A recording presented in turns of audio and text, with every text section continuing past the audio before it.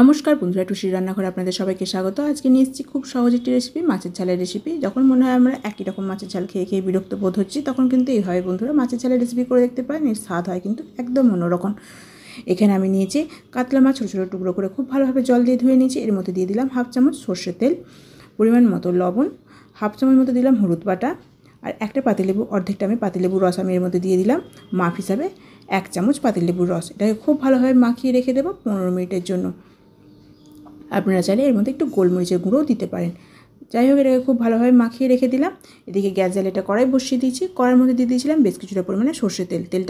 তেলের মধ্যে দেবো 1 চিমটি লবণ। তেলটা গরম হওয়ার জন্য অপেক্ষা করবো। যখন তেলটা খুব ভালোভাবে গরম হয়ে যাবে, তখন কড়ার চারপাশে একটু লাগিয়ে নিলাম, যাতে মাছটা না আটকে যায়। এবার আমি কয়েক টুকরো মাছ দিয়ে একটু হালকা করে ভেজে নেব। গ্যাসটাকে মিডিয়াম আঁচে করে দিয়ে চাপা দিয়ে দিলাম। এদিকে মাছের ঝালের বাটনাটা আমি তৈরি করে নেব।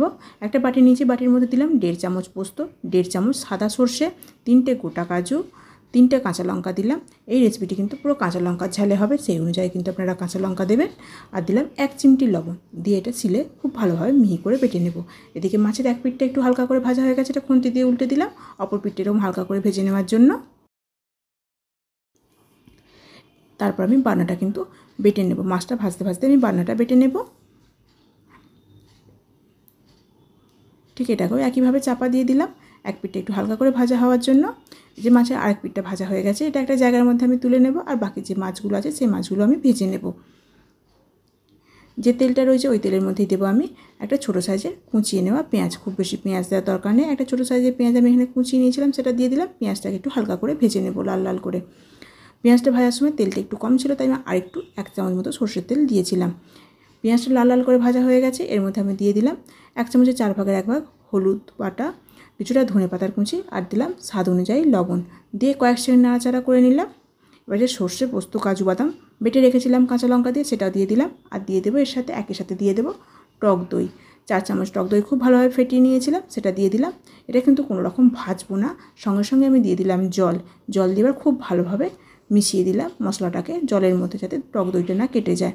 তবে এখানে টক দইটা কেটে যাওয়ার সম্ভাবনা খুবই কম, যেহেতু এখানে কাজু বাদাম দেওয়া রয়েছে।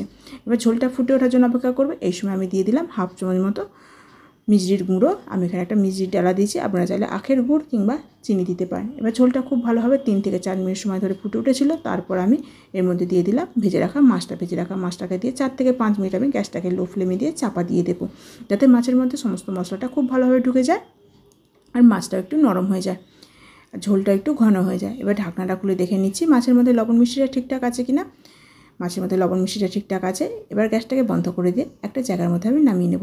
এইভাবে বন্ধুরা একবার মাছের ঝালের রেসিপি করে দেখবেন, আশা করি আপনাদের পছন্দ হবে। যদি বন্ধুরা আমার রেসিপি আপনাদের ভালো লেগে থাকে, আমার চ্যানেলটিকে সাবস্ক্রাইব করবেন।